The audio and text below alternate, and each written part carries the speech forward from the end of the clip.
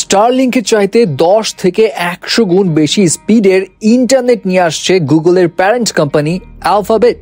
তবে কি ডোনাল্ড ট্রাম্পের পর বেচারা ইলন মাস্ক গুগলের হাতেও নাস্তানাবুদ হতে যাচ্ছে? বিষয় হলো, গুগলের প্যারেন্ট কোম্পানি অ্যালফাবেটের একটা এক্সপেরিমেন্টাল প্রজেক্ট ছিল লেজার লাইট দিয়ে ইন্টারনেট সার্ভিস দেওয়া, যে প্রজেক্টটা তারা নামক একটা স্টার্টআপ কোম্পানি লিড করছিল। অ্যান্ড এই কোম্পানি এখন দাবি করছে তাদের ইন্টারনেট স্পিড স্টারলিংকের তুলনায় 10 থেকে 100 গুণ ফাস্টার। এই কোম্পানির লাইট ব্রিজ প্রযুক্তি প্রতি সেকেন্ডে 20 গিগাবাইট মানে 20 জিবিপিএস ডেটা পাঠাতে পারে। এটা এতই দ্রুত যে আপনি একটা পুরো এইচডি মুভি মাত্র কয়েক সেকেন্ডে ডাউনলোড করতে পারবেন।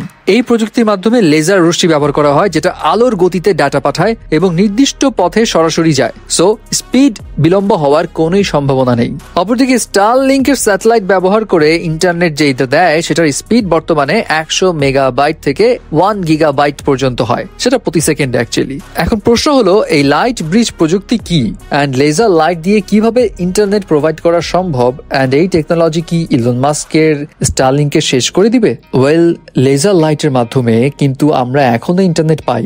অপটিক্যাল ফাইবার কেবলের মধ্য দিয়ে সার্ভার থেকে এই লেজার লাইটের থ্রো আমাদের কাছে ইন্টারনেটটা আসে। কিন্তু এই লেজার লাইট পরিবহনের জন্য অপটিক্যাল ফাইবার কেবলের প্রয়োজন। তবে তারা এই কোম্পানি বলছে তাদের ক্ষেত্রে এই লাইট পরিবহনের জন্য কোনো ধরনের কেবলের প্রয়োজন নেই, কিংবা ইলন মাস্কের ওই যে স্টারলিংকের মতো স্যাটেলাইটেরও দরকার নেই। জাস্ট দরকার দুটো লাইট ব্রিজ ডিভাইস, যেগুলো দেখতে অনেকটা ট্রাফিক লাইটের মতো। এগুলো দুই প্রান্তে লাগানো থাকবে এবং দুই ডিভাইস থেকেই লেজার লাইটের আদান প্রদান হবে এবং এই ডিভাইসের মাধ্যমে 20 কিলোমিটার পর্যন্ত ইন্টারনেট কভারেজ দেওয়া সম্ভব। এখন কেন এটা ইলন মাস্কের জন্য বড় রাইভালরি হতে পারে? প্রথমত, এটা অনেক অনেক সস্তা। স্টারলিংকের জন্য দামি দামি ডিভাইসেরও দরকার নেই, আবার অপটিক্যাল ফাইবার স্থাপনের জন্য রাস্তা খোরাখুরিরও দরকার নেই। অ্যান্ড এটা খুব ঘন বসতিপূর্ণ জায়গাতেও সমানভাবে সমান স্পিডে ইন্টারনেট কানেকশন প্রোভাইড করতে সক্ষম।